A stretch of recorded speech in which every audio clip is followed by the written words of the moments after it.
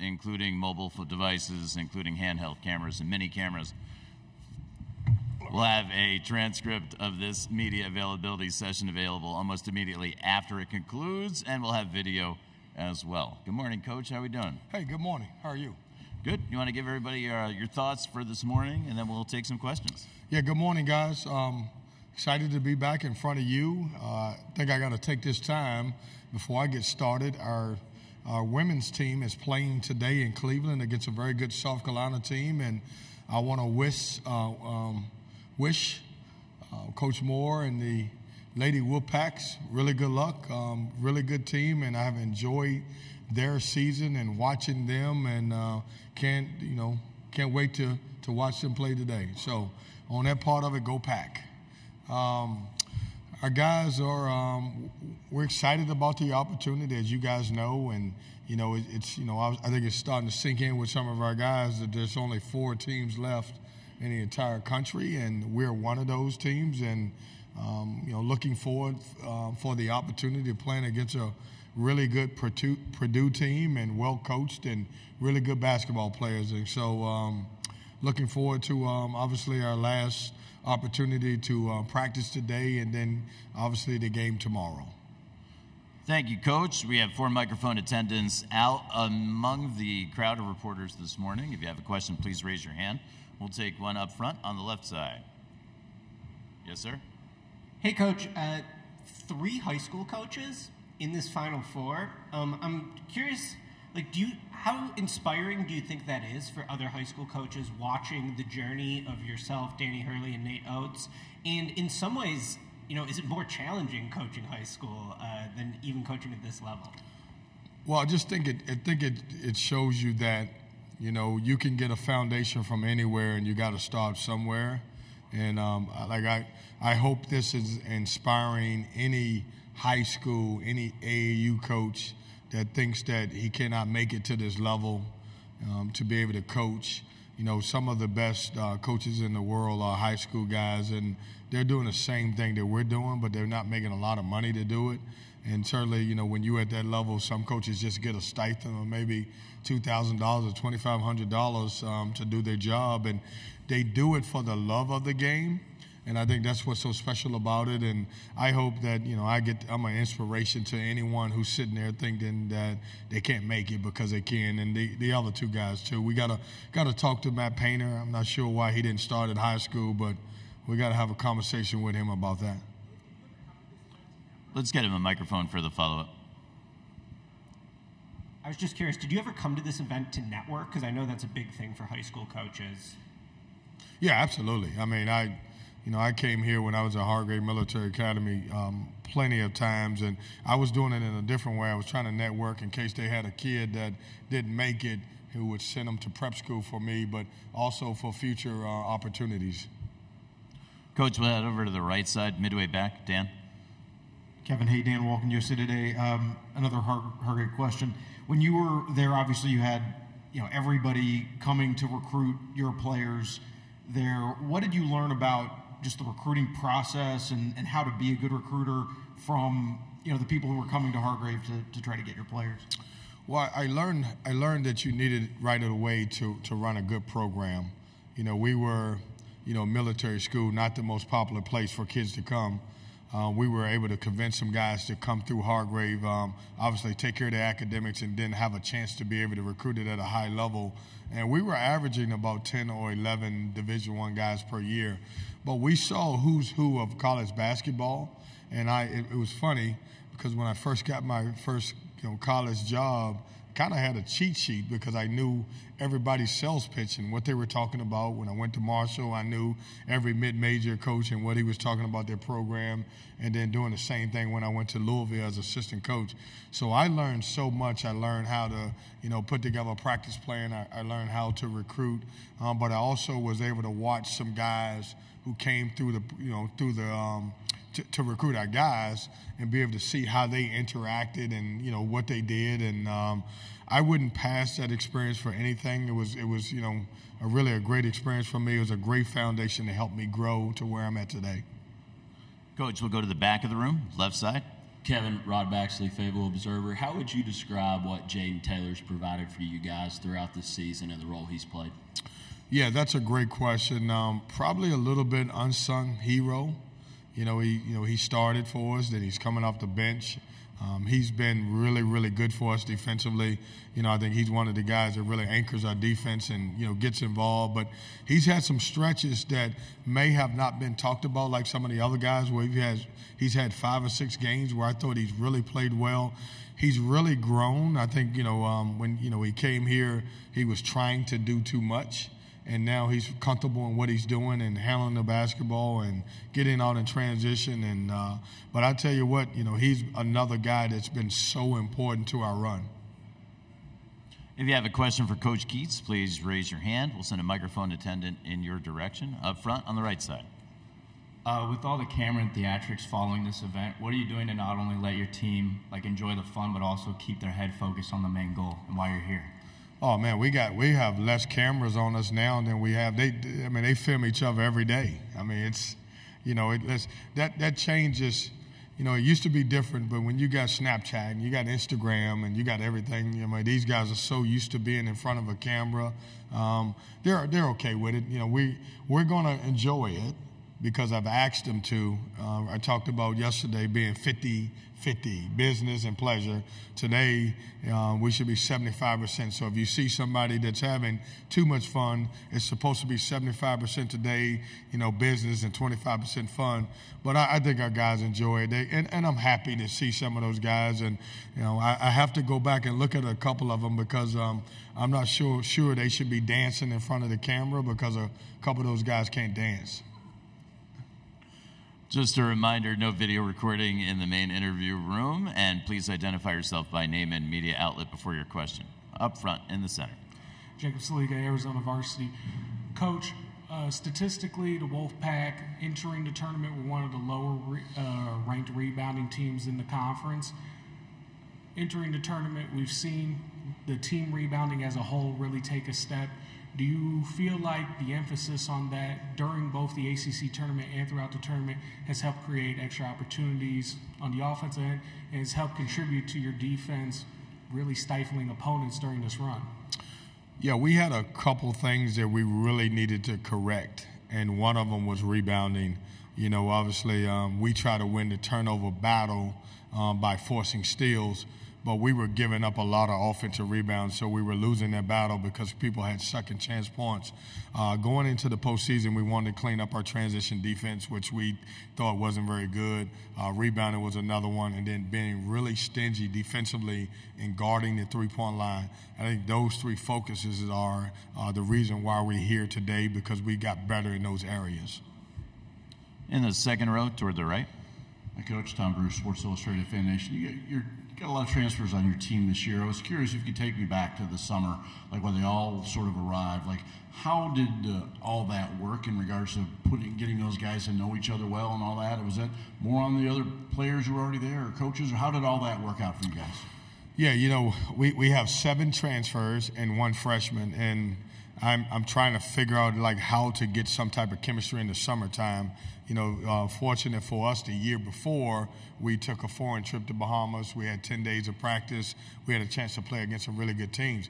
We didn't have that this year coming into this year, and so we did a lot of team bonding things.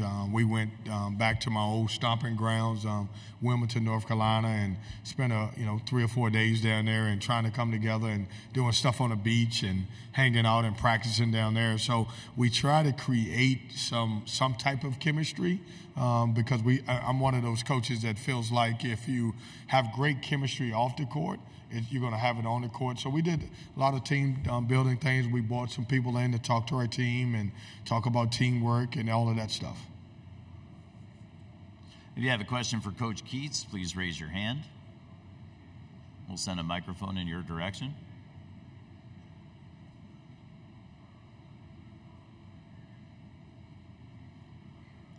We have one up front.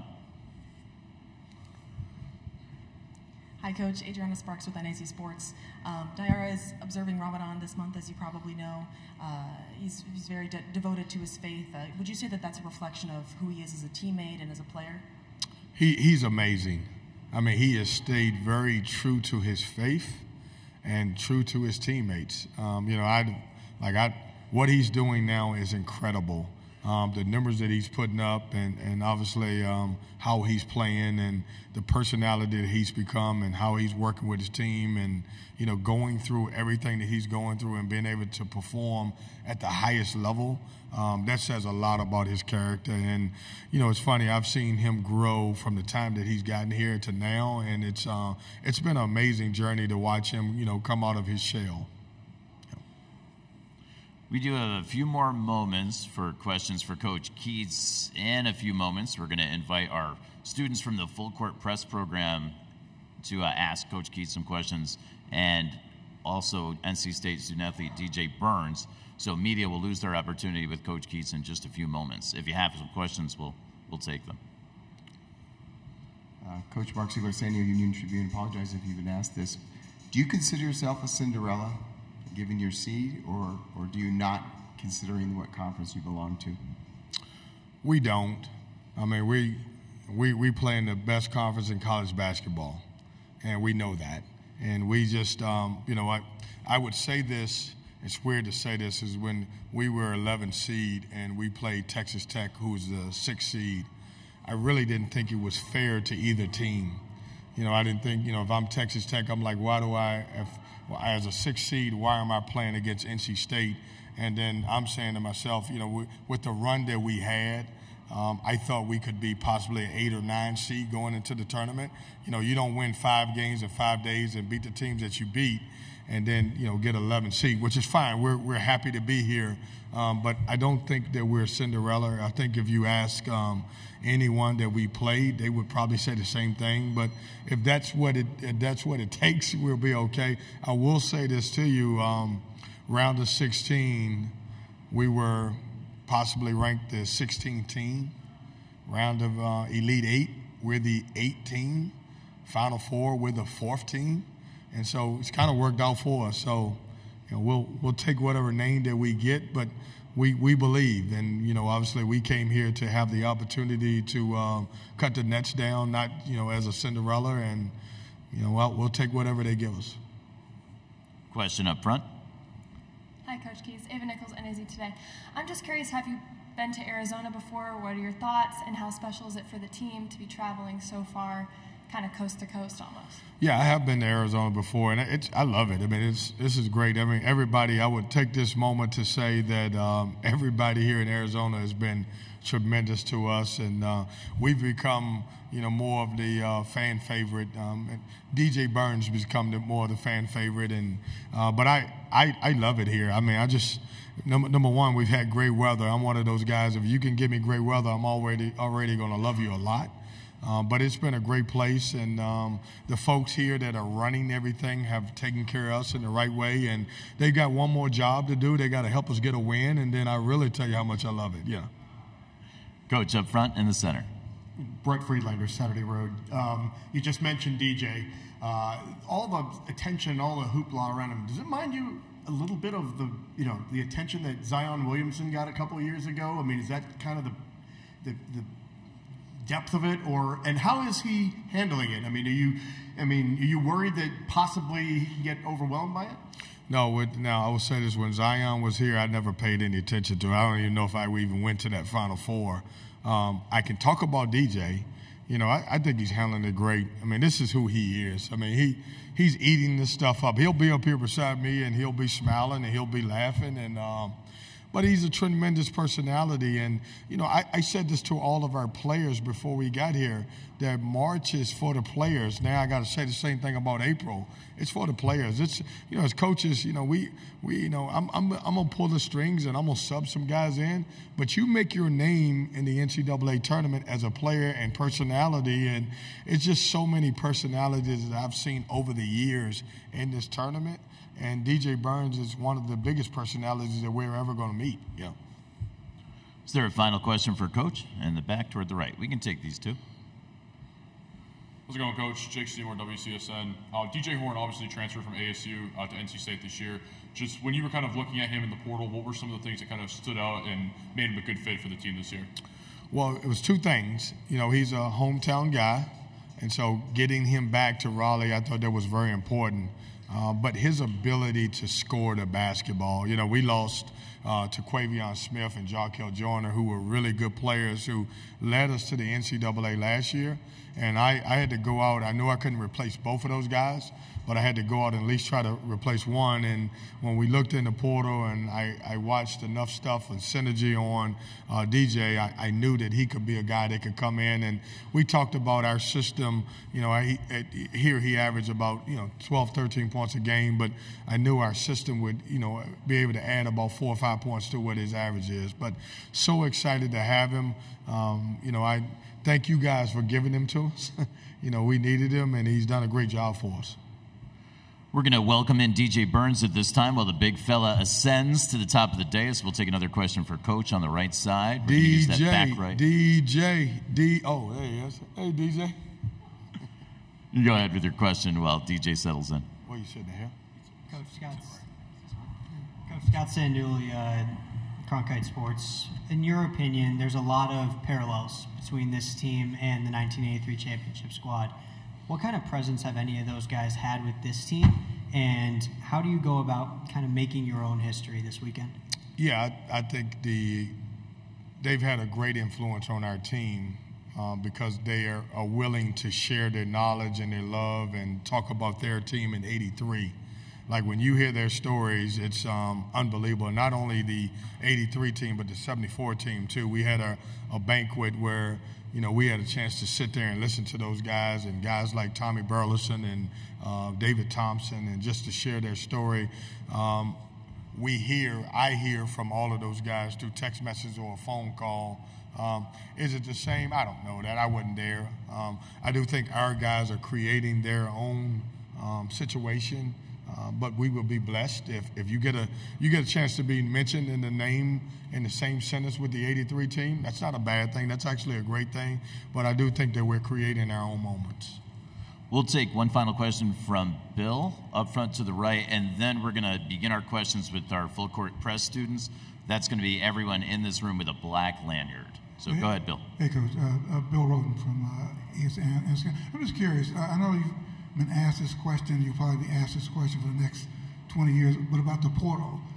And you've seen the whole evolution of it. The kind of bottom line, has this made your life as a head coach, as a recruiter, has it made your life easier, or has it been a headache? I know it's more complex than that, but yeah. For the sake. I say both. I wish that we didn't have to, as we're in this greatest event that we're in, deal with the portal. I wish it was a little bit later. But I'm also, a coach that believes that if there are opportunities for guys to leave and they want to, then let them leave. Like, I don't ever want a player to be in my program that doesn't want to be there. I think you get the best out of anybody who is dedicated, committed, wants to play for Kevin Keatts, wants to play for NC State. And if someone's unhappy with that, then certainly you don't want that part of it. So I go back and forth with it. I like the portal a lot. I wish we didn't have to deal with it at this time. And, we've done pretty good in the portal, so I'm excited about it. I got this young man out of the portal. All 5 of our starters are from the portal. And so I got to be a big fan of it. But I do say this to you. You got to be really careful in who you bring from the portal. You got to get guys who really fit into what you believe in and trust in and have the same vision that you have as a coach. For the next 12 minutes, we're going to take questions for the students from the Full Court Press program and those black lanyards. They can be questions for DJ Burns or for Coach Keatts. If you have a question, please raise your hand. We'll send a microphone attendant in your direction. We have one up front and center. What's going on? My name is Jalen Weathers, and I guess it's a question for you or just for both of you guys. And I'm just curious. You guys are obviously on this big stage, playing on Final Four now, and we got to focus on what's at hand. Obviously, you want to win the game, but at the same time, you're at the Final Four. So that means at the same time, it's like you got to be grateful. So like, for you guys, how have y'all been able to find a balance of just being able to stay focused, being able to execute what's at hand, but at the same time, just taking a moment and just realizing you're here? And Coach, we're going to feed the big man first. Let's let DJ take that, and then Coach can answer as well. Honestly, I think that goes back to having the coach that we have. You know, he told us when we first got here, he said, go enjoy it, but know when we get on that court, I need you to focus 100%. So he's done a good job of reeling us back in when we need and letting us enjoy it when we're not needing to be focused right now at the moment. Coach. Yeah, I just, like, to answer your question, we came here to win. And I think a lot of times folks do get to the Final Four and they're so excited about it, they forget, you know, here's the main ingredient. The main ingredient is to come here, work hard. Your work is the work that you put in to win. And that's why I've had this 50-50, 75-25, 100% in the last 3 days, you know, business versus pleasure. And we're up to, like I said, we're up to 75% business today, 100% tomorrow. Yesterday was a mixture of, you know, 50-50 and fan fest and all that other stuff. But now it's time to get closer to locking into obviously what our job is.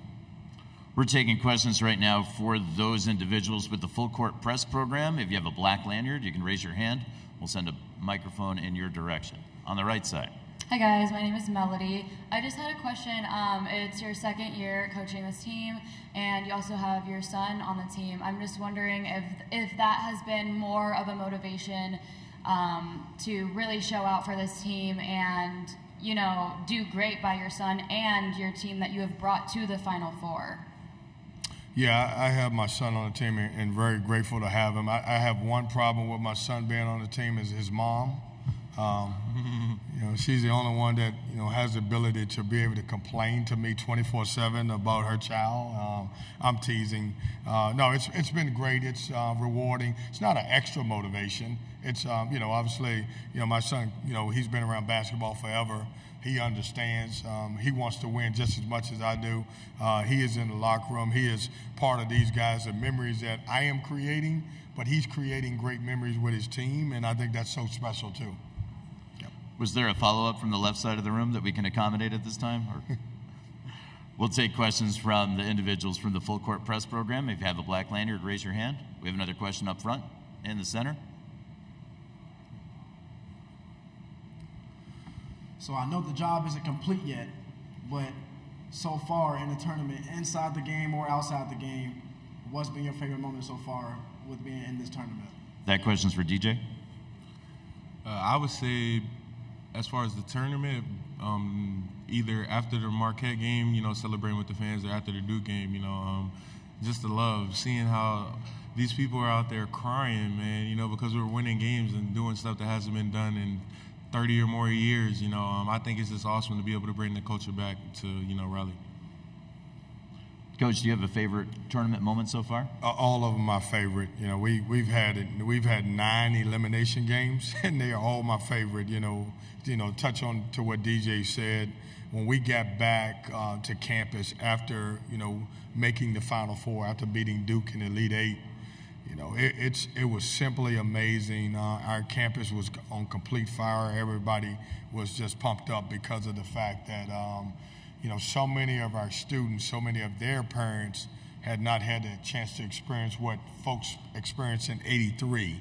And so just to see the smiles and the students and just administrators, and I can't tell you how many text messages and emails I've gotten, but also to see the reward of the team, this current team, and I know the hard work that they've been through and the adversity that they've been through, to be able to see those guys get to this bigger stage, I think that was incredible for me. Continuing with Full Court Press questions, if there are any. If you have a question, raise your hand. Back there. Got one in the back? All right. Good eyes, Coach. Yeah, she's been patient, so. Hi, so my question is if you guys have any superstitions. My mom told me NC State alum in my community, he's been wearing the same outfit since you guys got in the tournament, and he has not, I mean, he's obviously changed it, but for every game, he's wearing the same outfit. Do you guys have any superstitions like that? DJ? Not myself. I'll let him take that one. You don't have any? Only thing I do is I listen to the same music before, you know, the same music from high school, but other than that, not really. Yeah, I got too many. I mean, I'll take his.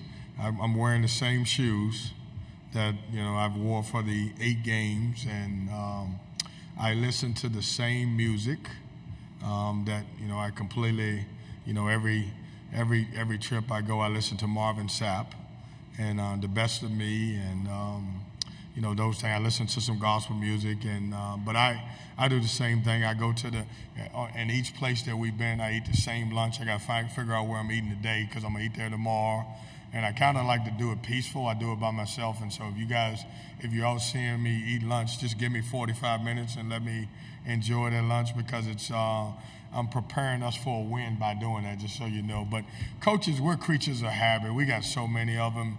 If you ask me in about 30 minutes, I'll probably come up with about 10 more that I do that I don't even realize that I do. But I do a lot. Any further questions from the Full Court Press program? We have one on the right side in the back, and then we'll come back up front. Hi, my name is Jimmy from Arizona State. When the tournament starts, you have millions of eyes on 60-plus teams. Now you flash forward to today, there's just you and 3 other teams, but the same amount of eyes. What do you guys do to kind of block out the noise through these past few weeks? We'll have DJ take that first, then Coach. Just don't read it, honestly. It's going to be everywhere, and you can't really avoid it, but you can control how much feed into it.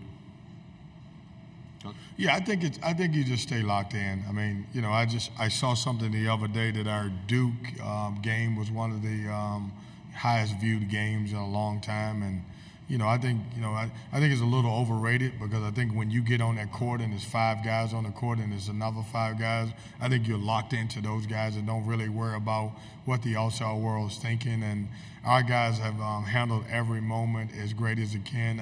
I don't know that there's another team in the country that has played with what everyone would consider pressure. You know, I've said this: if we lose any game in the ACC, we don't make the NCAA tournament. And we lose any game in the NCAA, we don't advance to the Final Four. And so we're battle-tested in that way, and I think our guys enjoy that. Back up front.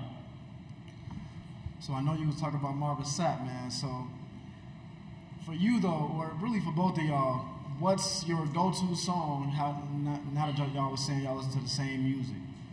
DJ first. Okay. Unfortunately, mine is not a gospel song.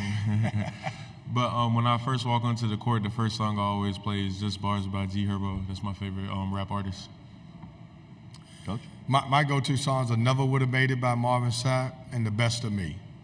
I mean, Google it. You're going to like it, I'm telling you. And it's weird because I'm bobbing my head, and all my players think I'm listening to some rap song. I mean, I'm getting into Marvin Sapp, and I have listened to those songs for years and years, and it really means something to me. That, you know, it's kind of, I take every word, and obviously I say this before, we wouldn't be here if it wasn't for the good Lord. So I listen to a lot of gospel. Anybody want to drop any bars before we go? No, we're all set there? Now, DJ's a rapper now. If you guys want to hear him rap, he says he has a rap song. So yeah, not right now, though. Not right now. We'll say that for later. We'd like to thank DJ. Oh, we have another question? Let's take that one. Right side, midway back. How you doing? My name is Josh, grad student at ASU. I feel like when you face a lot of new things, like your character could be tested. DJ, for you, how has your character as a man grown just since this tournament? Man, you know, honestly, for me, I used to do a lot of responding to negative comments on social media. I just kind of, you know, zeroed that out. You know, we don't got time for that anymore. We'll take a final question toward the front of the room on the right side. Okay, I just want to say, I said it was your second year of coaching this team. I meant to say 7th, so I looked at my notebook and I was like, I'm so sorry. I just want to formally apologize for that. But you guys, this team has been deemed as like America's team. I just wanted to ask like how you guys felt about that, and with this newfound motivation, and how you guys plan on taking that further in the future for the next season. You want to take it or you want to take it? I think it's interesting, you know. It's also pretty cool to be recognized for your work. You know, it had to come a little bit later, but so be it. You know, we're here now, and that's really all that matters. We enjoy it. Yeah, I think it was going to be us or Oakland. I think us or Oakland was going to be the America's team, and fortunate for us, it's us. We'd like to thank DJ and Coach Keys for joining us in the main interview room today. Hope you guys enjoyed your open practice and the rest of the day. Thank you. Thanks, guys.